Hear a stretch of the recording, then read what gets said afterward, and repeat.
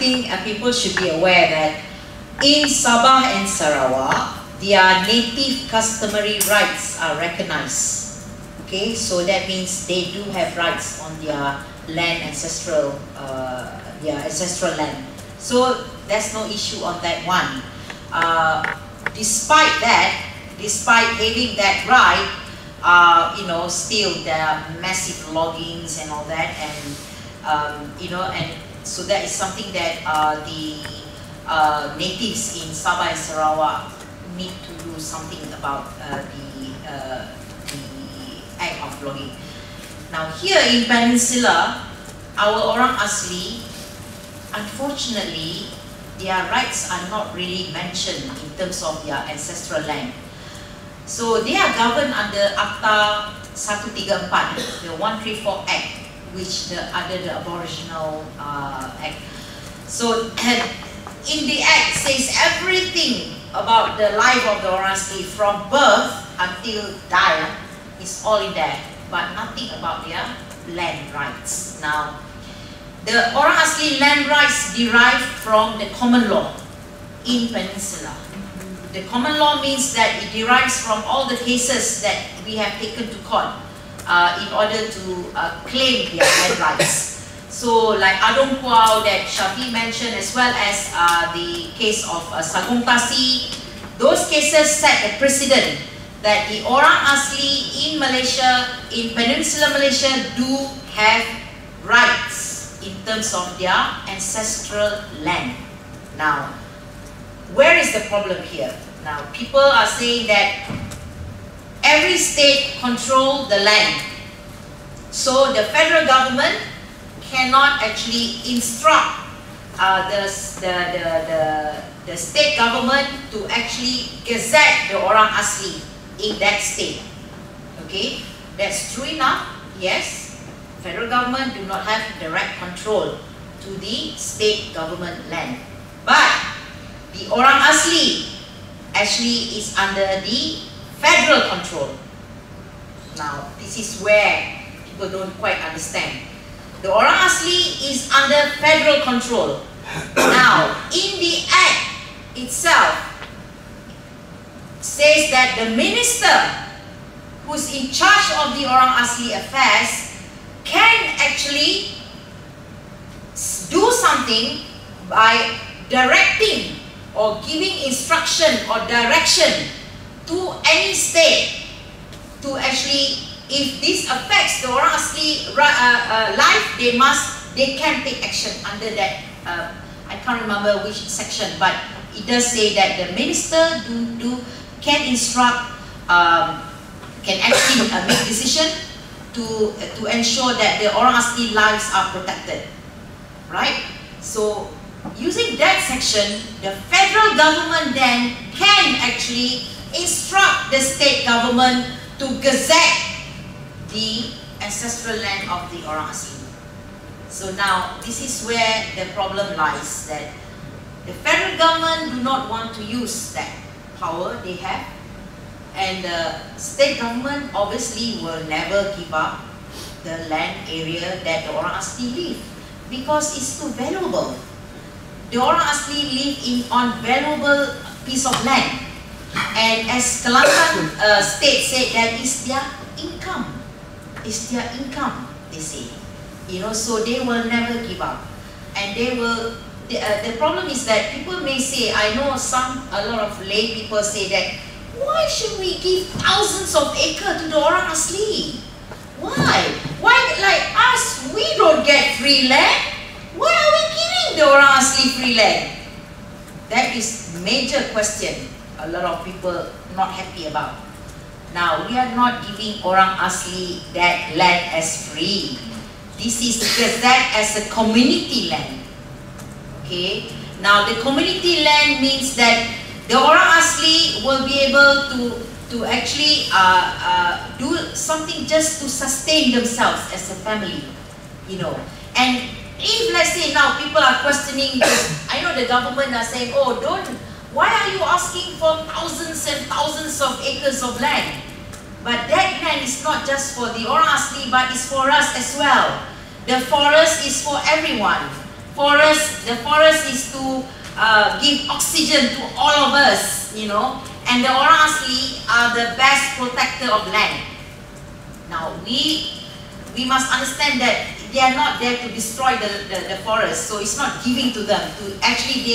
We are giving them to be the keeper of the forest, not exactly saying that they can do anything on that piece of land. You know, no. Now, whether laws should be changed, yeah, obviously we should have more clearer laws with regards to the rights of the Orang Asli in terms of land rights, because this is not clearly written anywhere, and their rights only derive from the common law, which is unwritten, only from the cases. So yes, we need to actually overhaul the Akta 134. The Act 134, that needs to be overhauled, because many of that is being used by Jakwa, you know, for their own purpose, whereas the Act itself is to look after the welfare of the Orang Asli, but it's being used by Jakwa to control the Orang Asli and to keep the Orang Asli stupid and you know, ignorant. So this is why there is a massive overhaul. But to be honest, as lawyers, we lawyers think that that act is useless. It should be abolished. That's as lawyers, we say that the act is useless and it should be abolished. Do away with the Akta 134, because it's a means for the people in power to control the Orang Asli. Okay, so that is my opinion anyway. I don't know about Syami. Apa kamu rasa undang-undang apa yang perlu diubahlah? Kalau kerajaan geser tanah orang asli, masalahnya dalam Akta 134 kalau mereka gunakan ada satu section 3 asalnya, dalam section 7 tu ada kurungan 3, kerajaan boleh lepus balik tanah orang asli itu. Maksudnya tidak ada jaminan. Jadi perlu dipindahkan guna itu supaya tanah orang asli dapat dikekalkan. Saya kata ikut peguam Akta 134 tu baik dimansuhkan aja. Oh itu. Kalau tak masuk itulah kena hapuskan section 3 tu. Okay. Banyak dalam tu yang sebenarnya tidak memihak kepada orang asli. Kerajaan yang kontrolkan tanah. Yang keputusan adalah kerajaan. Dalam Akta tu mengatakan menteri itu sebenarnya boleh buat segala-galanya lah.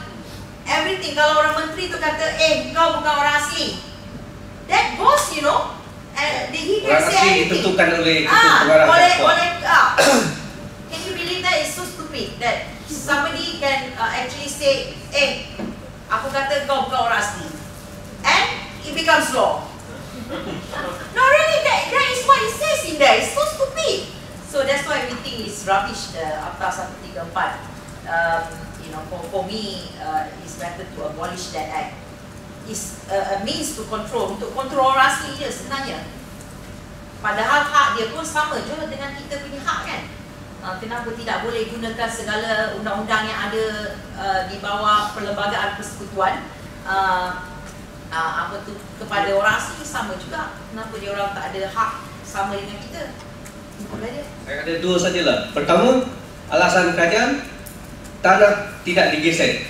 Bagi saya, geserkan. Jangan bagi alasan tidak digeser. Geserkan. Okay, itu pertama. Alasan kedua, tidak ada dalam tanah adat tidak tersebut dalam kanun tanah negara. Wujudkan. Jangan bagi alasan banyak. Ini simple saja. Yang penting sebenarnya adalah niat. Tidak ada. Jangan bagi alasannya banyaklah. Itu kata-kata akhir saya. Okay.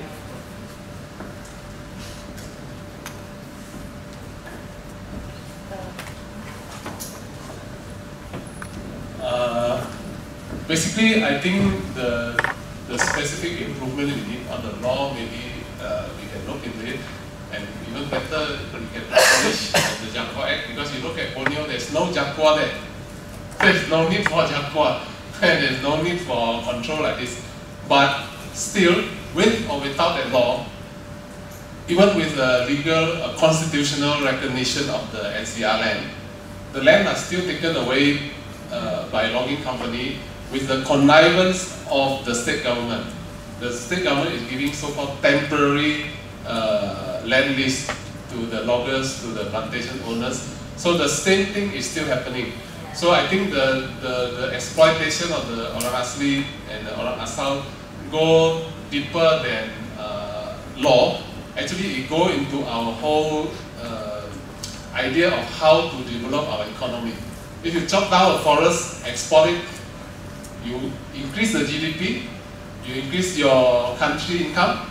But I tell you, just next door to our country, across the border, there's another way of looking at our income from logs. Indonesia prohibit the export of brown logs. You cannot chop a log and then sell it and make money quickly. You just cannot. You just have to add value, either turn it into a furniture or doing something in order to export the logs. That means actually you cannot cut that much log so quickly, because you have to add value to it, and then you create an industry that employ a lot more people than just logging companies, workers. Actually, it was a much better policy of conserving the wealth in our nature. The only problem in Indonesia is there are a lot of illegal logging because the government is not able to monitor what happened on the ground. But as a policy comparison, you can see that actually what we practice in Malaysia is not necessarily the best. I'm not even comparing with Western countries that actually will look at their logs even more carefully before they sell it or do anything about it. Okay, so I hope that you can see that actually the idea in our mind actually affect what goes around in the society. So we have to always think carefully, actually, what is it that we somehow rationalize the marginalization of Orang Asli, the destruction of our forests? What is in our mind that actually allow this to happen? So unless we change that, I can see the changes that we make in specific area will be just piecemeal. We have to really go back to those ideas why we think that taking away our forests, marginalizing our community, the rural community is something good for our economy. Actually, there are many blockades already done by the Orang Asli. Only this one, I think my voice is not yeah. No, I think there are many blockades actually. You know, before this post Bala, another post in Gua Musang actually done a blockade. And this was done beautifully by the whole of post Bala people. They are united, and because they have two very strong boys, two strong men, very determined, very smart and very educated. So because of them, and you know, the whole of the Bala people united and they actually blocked. They did it for like, I think 1 or 2 weeks, 3 weeks. I did post it on my Facebook, but of course it didn't get traction because the media, there's no story there, you know. So it didn't come out. But they have managed to get the loggers out. The logger pleaded with me, thinking again, I'm the leader, you know. Pleaded with me, actually stopped me, middle of the road, waited for me.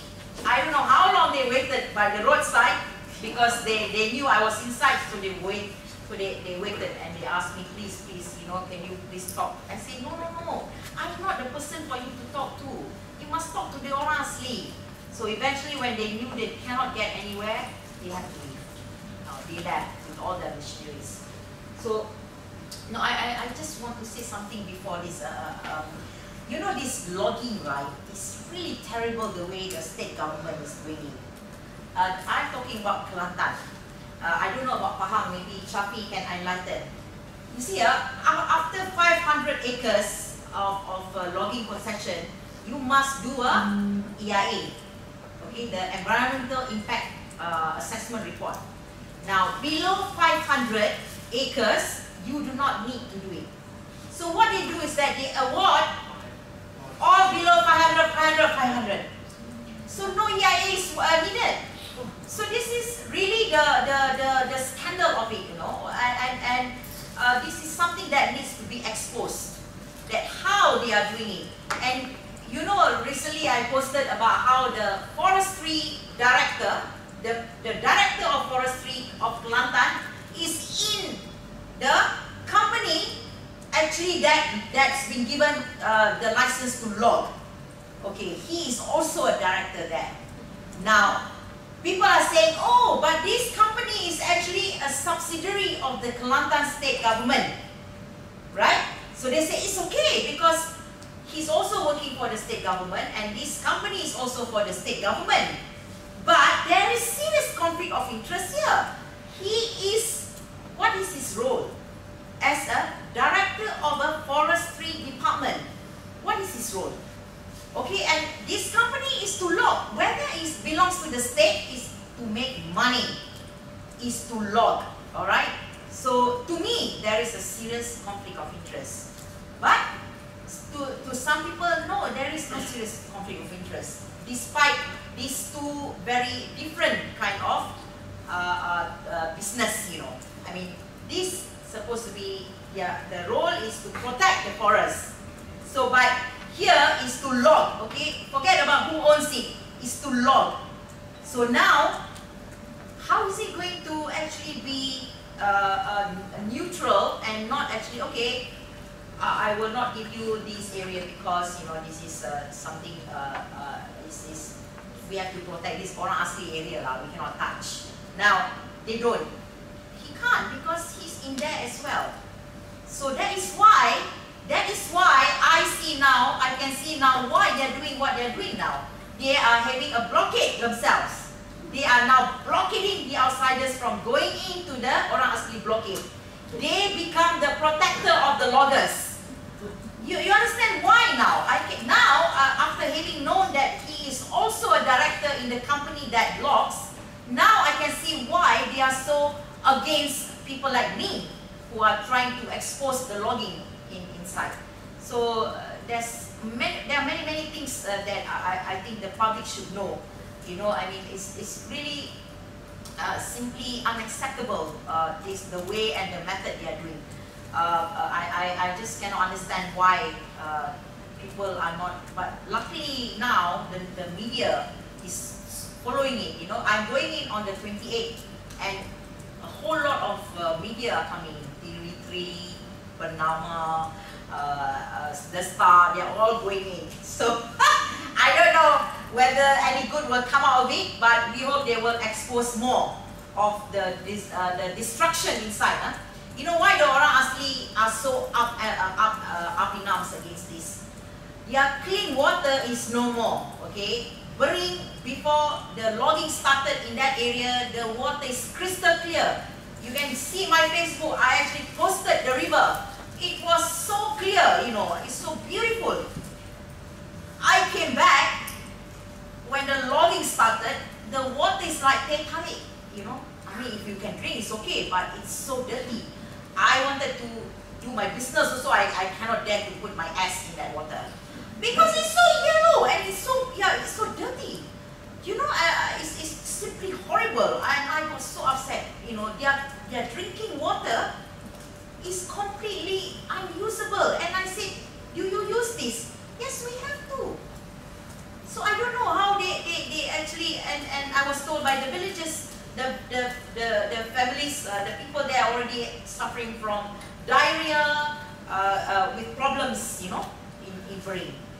So it's simply horrible, and that is just, and this kampung was actually asked to leave before by the government because they knew, they already planned to lock that area. So they already asked these Bering people to move to Pasir, not Pasir, Lombong, Kampung Lombong, which is further out. But a couple of them refused to leave. They refused. They say they are not going to leave their original kampung. And some actually moved to the new bungalows. So this is they are slowly trying to push out the Orang Asli from the jungle. Slowly, I can see that, you know, and do you know that some of the old batins, they still keep maps given to them by the British. It says Sakai land. Sakai land means the Orang Asli land. So they have actually gazetted the area as Orang Asli land. But when Malaysia became independent, what the Kelantan state government did was to overhaul everything, make it into Malay reserve land. In the answer to you, to your question, I think, to be honest, I really have no idea, because awareness, I think awareness, maybe you can talk to your friends, and then I think we should be more, like when there is a call out for Orang Asli and to help the Orang Asli, and to be honest, I have been very, very grateful. I am very grateful to a lot of the public. Many public have been very, very generous when it comes to the Orang Asli. But as I said, we cannot be giving money forever and things. I think we need to make noise a lot, via social media, or we need to increase people's knowledge about the Orang Asli and the Orang Asal as well.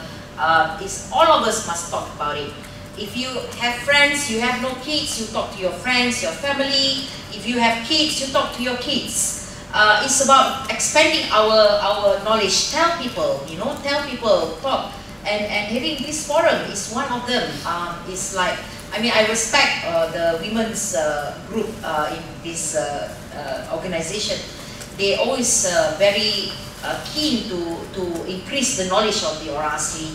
Like last time when the Orang Asli children died, they were very supportive towards the cause and what we are doing.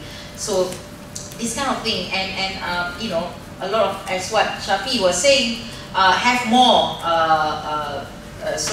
forums and talk with the public as well as the government, state government and all that. But as what takkan datang punya, ni orang government dia susah nak datang bila ada forum kan.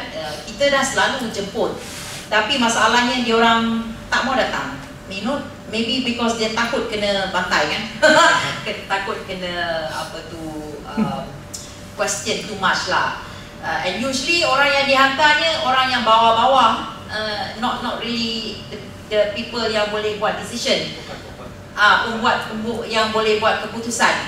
Dalam kes Orang Asli di Kelantan, bukannya secara tiba-tiba.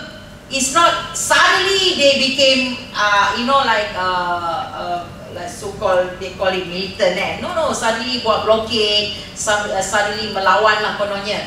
No, they have been writing to the state government, okay. God knows how many letters, God knows how many memorandums. We even, me as a lawyer being with them, they had already a demonstration in front of the SUK in Kota Baru. I think twice or 3 times lah. Berapa kali yang diorang demo dekat SUK tu? 3-4 kali, lama, banyak. It's not the first time. So what do you expect? The logging and the mining getting worse. The state government close their eyes. They don't even care to entertain. Not even a letter of reply. Not even acknowledgement. Nothing. So what do you expect the Orang Asli to do? Of course, they are going to do this. They have to survive. They have to do something. So this state government, I don't know other state governments, whether they will actually do something, but it seems like they want to become enemies now. The Kelantan state government, instead of trying to be amicable about it, they say on newspaper, yes, we are trying to sort this matter out amicably. But not one of them actually have come down to meet the Orang Asli. No, they did not. They have a meeting with who? Jakwa. Who is Jakwa? Jakwa is not Orang Asli. They are just working for the Orang Asli. This is the problem. Except Pemuda PAS. Pemuda PAS have been, they went one time just to check out and then to defend and say, oh, tidak ada jahanam kat dalam tu, tak ada, semua penipu. Okay, so that's what they went in for, you know. Lepas tu keluar macam-macam cerita lah dia orang buat. Ada dalang lah, ada tu lah, you know. So they make up stories to defend their lords, you know, in Kota Baru. So and what do? Nothing, no discussion. There is up until the very minute I'm speaking now, no discussion has been offered to the Orang Asli. Okay, that is the bottom line. So whatever yang dia kata, oh Orang Asli sudah minta berapa puluh ribu ekar ke, berapa yang dia nak bagi berapa ribu ekar tu semua tak ada. It's not coming from the Orang Asli. I can tell you that. So I don't know where they get this idea, you know. So that's I don't know whether that is a summarization of the. Actually, there's so many things to say, but you know, please keep in touch with the Orang Asli issues because it is quite serious. And there are only 180,000 Orang Asli left in Peninsular Malaysia. Okay, and there are many tribes now already obsolete. Batik people, the Jahai people, only a few hundred left. Now, if we don't defend these people's way of life, okay, especially the Batik and the Jahai, these are the one that look like the negritos. You know, they do look very like Negroes like that. And they are very shy people. They are they don't actually mix too much, and they are disappearing. So their livelihoods depend truly from the jungle. Okay, these people. So we need to protect the existence of these tribes. Otherwise, we will lose these tribes as well. There used to be 19 tribes in Malaysia, but there are only a few tribes left. Now the major tribes are the Semai, the Temia right now in Kelantan.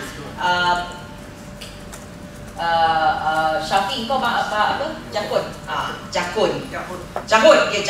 There's Jakun, Temuan. Okay, even Temuan also not many, but the Jahai, aku cakap tadi orang Jahai dengan orang Batik yang sekarang tinggal beberapa orang saja, tak ramai.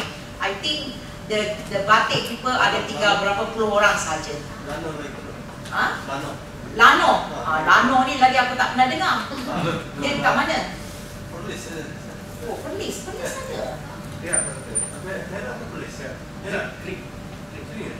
Tinggal beberapa orang saja. So they are disappearing. We are losing our natives, you know. So we really need to do something, protecting their existence actually. So that's my final word lah. Okay, thanks.